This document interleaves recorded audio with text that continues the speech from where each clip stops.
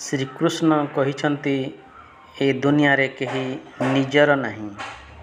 ପୁଅ ବୋହୂର ସମ୍ପତ୍ତି, ଝିଅ ଜ୍ୱାଇଁର ସମ୍ପତ୍ତି, ଶରୀର ଶ୍ମଶାନର ସମ୍ପତ୍ତି, ଜୀବନ ମରଣର ସମ୍ପତ୍ତି।